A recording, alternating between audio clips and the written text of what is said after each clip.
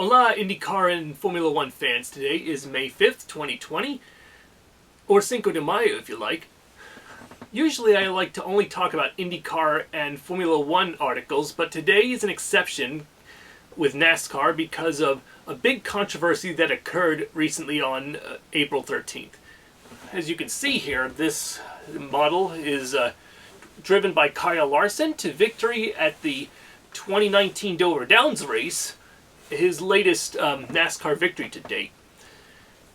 As a result, though, unfortunately, back on the 13th of April, during an iRace, let's just say Kyle Larson said the one word that must never, ever be said, and I won't say what it is to avoid trouble, but for those of you who don't know, I just suggest you Google into it, what he did, and it might shock you, but I gotta say, this got him in really deep trouble with NASCAR, alright. He has been suspended indefinitely and has to go on some sensitive training programs before he can be reinstated, but we don't know if that'll even happen, even if he goes through it.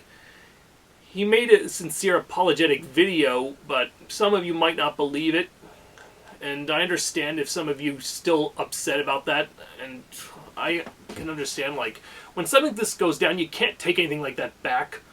I know the feeling. We've all been there in some way or another, saying some things we shouldn't have, and had ourselves in the hot seat.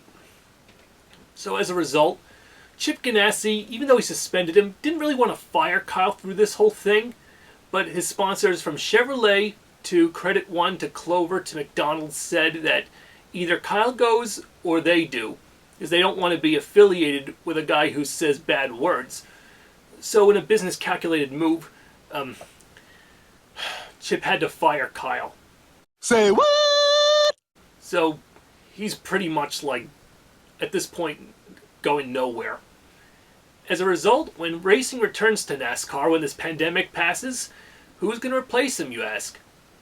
Two-time Daytona 500 winner and 2003 NASCAR champion, Matt Kenseth.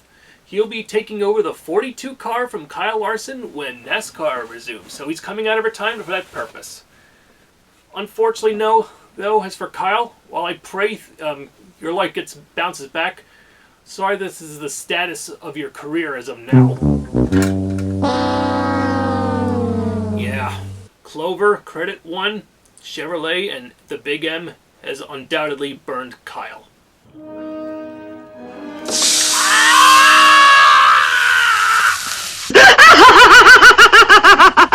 While every Formula One race up to now has been cancelled, they say that there have been talks that the Austrian GP might take place in July behind closed doors, while the French Grand Prix is the most recently cancelled one as of today.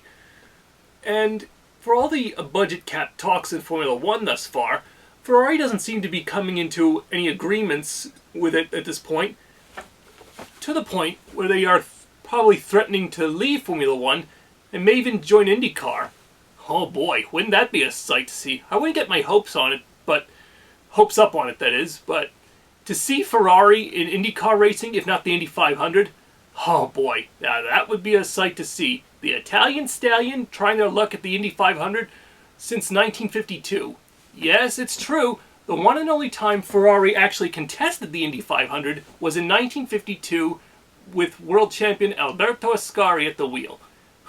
There is no doubt that if Ferrari joined IndyCars in the future, not likely but not impossible either, it would definitely crank up attendance and TV ratings by an exponential bunch, and I'm in favor of seeing that happen. I love Ferraris, and that's probably the one thing that's missing from their crown jewel of motorsports. They've won at Monaco, they've won at Le Mans, but they have never won Indy, and that's something that's overdue for them.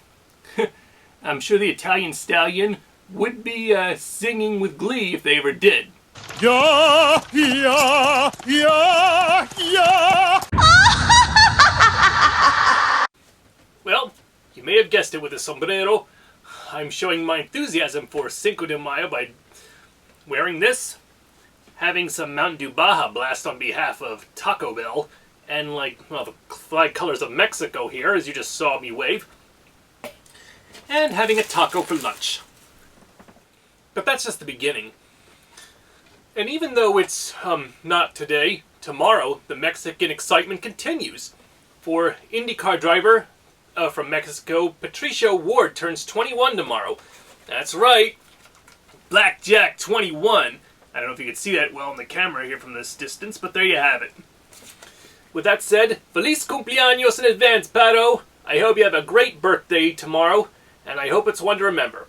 If he does manage to qualify for the Indy 500 this year, unlike last year, he'll be the first Mexican to contest the Indy 500 since Adrian Fernandez back in 2005, which occurred during the Danica Mania.